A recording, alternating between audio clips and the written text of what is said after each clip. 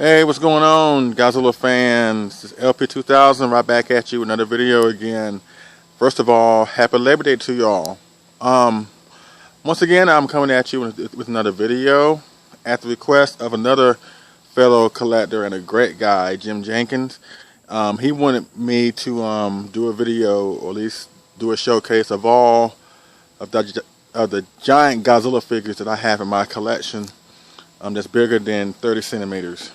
And as many of y'all well know, at least my friends on Facebook, whatever, know that I normally I like to collect the bigger size figures. Nothing against the 25 centimeter figures, because I do have a couple of them in my collection, but my preference are the 30 centimeters and up. And I just, at the request of Mr. Jim Jenkins, just want to give you a little video of what I have in my collection, and I hope y'all enjoy it.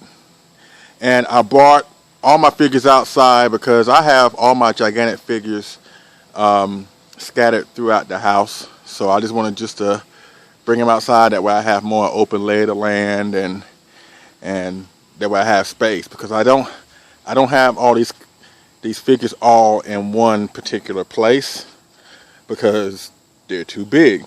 So in essence, I got my own personal gigantic series going on, and all you X Plus fans out there know what I'm talking about. So I'm gonna go ahead and get started, ready to show you what I have. These two figures right here are the 1954 Godzilla. The one on the right is a Paradise kit, and the one on the left is it's a Falchion or Falchion kit. I'm sorry if I'm butchering the name of the kit, but that's who it's from, or that's the company that made it. And as you can see, they're both incredibly detailed. I got them on eBay, and they both were already pre-painted, so I really had to do that much to them.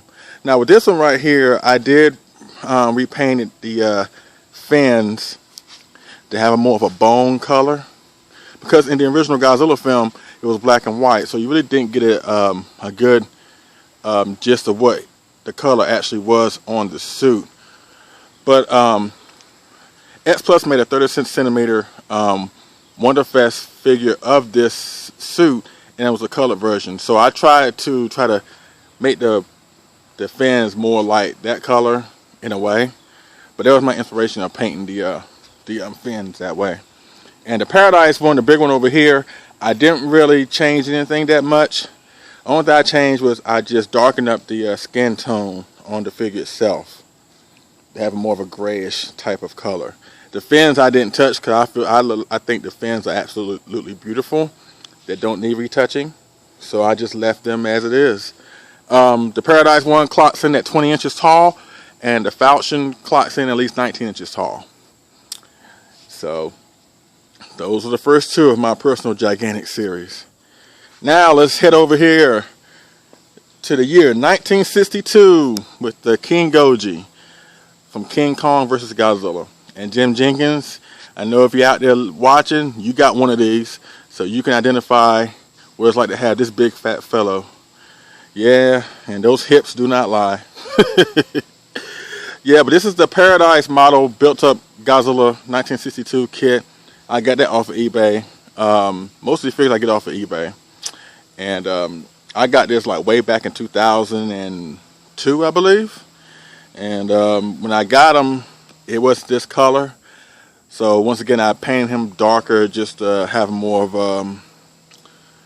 a traditional Godzilla feel.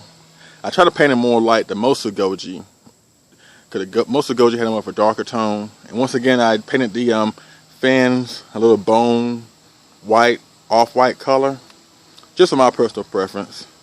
I mean, I'm not skilled as a Burley Vang or Mark Sang-Yang when it comes to detailing, but I did what I did, or I did what I could to get the overall effect look great.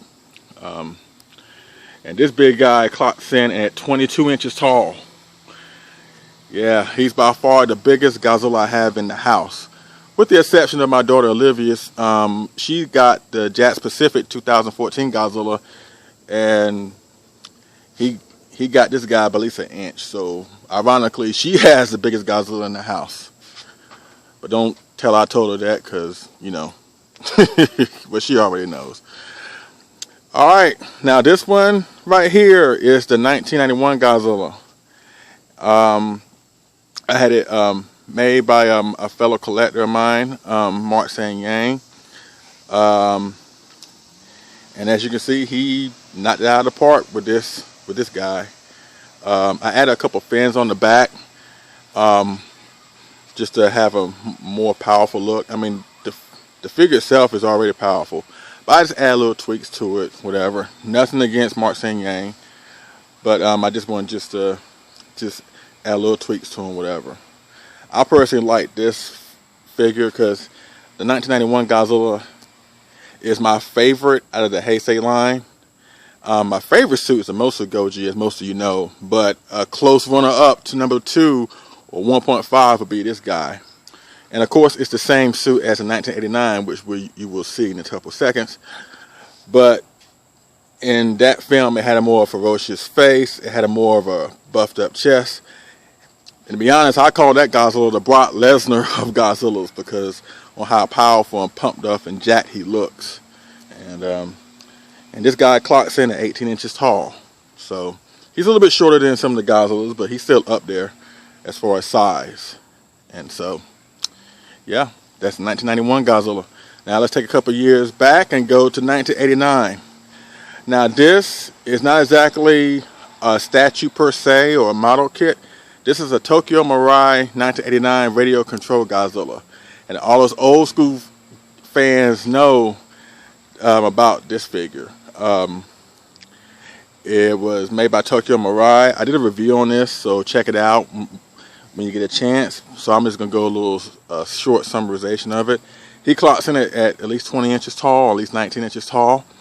It's a radio control model that has an endoskeleton that does all the movement. So you had to put the endoskeleton inside this rubber Godzilla suit, which is kind of ironic because that's how they do the suit making in the movies anyway.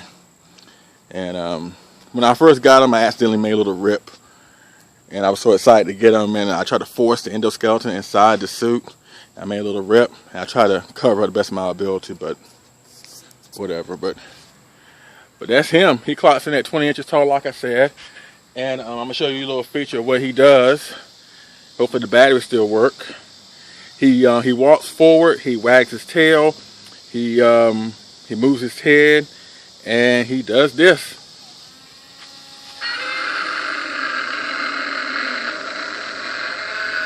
Awesome, awesome.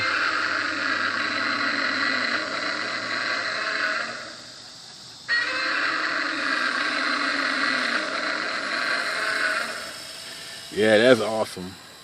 That's the ultimate Rip Boy feature right there. Let you hear it one more time. I love it.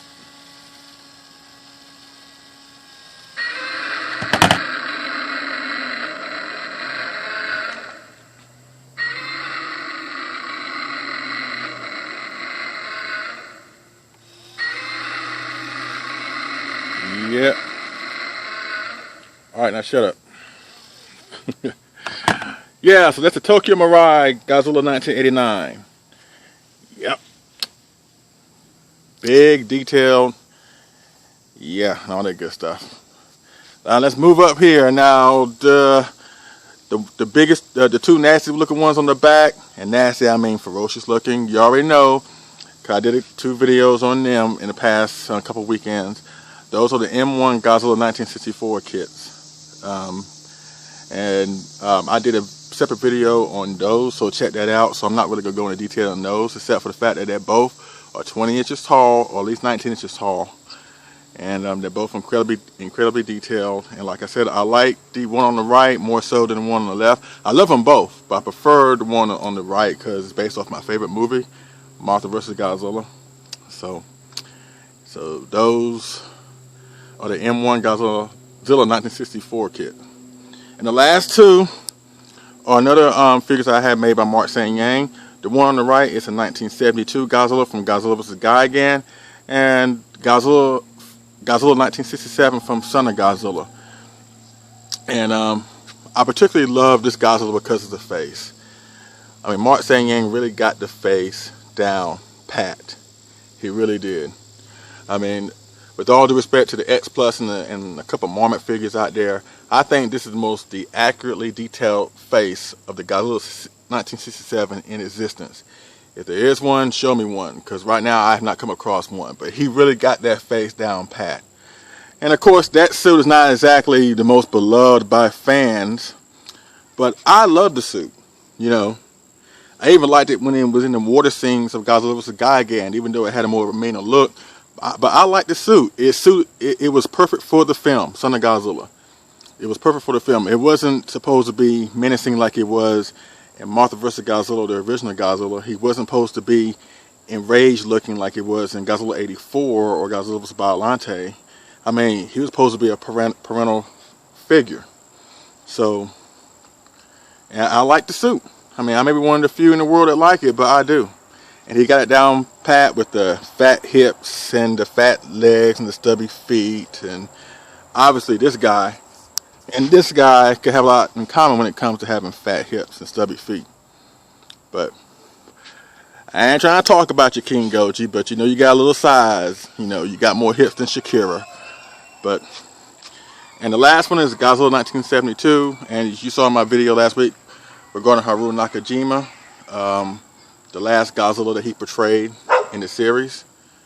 And there goes my dog again. But, and he got it down pat with the pose and the face and everything. And as far as this suit is concerned, this is like my favorite out of the 4, because in this series of suits, this suit is based off the Godzilla from Destroy All Monsters. It was using Destroy All Monsters, Godzilla's Revenge, and Godzilla vs. Smog Monster, and Godzilla vs. Gigan. And out of 4 appearances of this same suit, I just like this suit the best, or this variation of the suit the best. It just had. It's the same suit, like I said, but it just something about it. I don't know. It's just I like it better. I mean, of course, it was on its last leg with pieces of it falling off or whatever, but I like it. My favorite out of the Destroy All Monster suits. And both of these clocks in at least 18 inches tall. So yeah, in the back you got 19 inches. Here you got 18 inches. Here you have 19 inches to 20 inches. 18, 22, 19, and 20. So yeah, let me get back here so you can get it all in view here. So yeah, that's my personal gigantic series. I'm proud of each and every one of them. And this is why we do what we do. And like I said, for Jim Jenkins, this is for you, buddy, or anybody else that has any questions about what you see or what you've seen, just let me know and I answer them to the best of my ability. And that's pretty much it with my personal gigantic series. So let's run down there, one down the lineup one more time in case we come across some newbie fans. So Godzilla 1954, once again Godzilla 1954, Godzilla 1962, King Goji, Godzilla 1991, Godzilla 1989, Godzilla 1972, Godzilla 1967, and the back Godzilla 1964. My personal gigantic series. So thank y'all for watching, and y'all have a great Labor Day weekend. Alright, take it easy. Bye.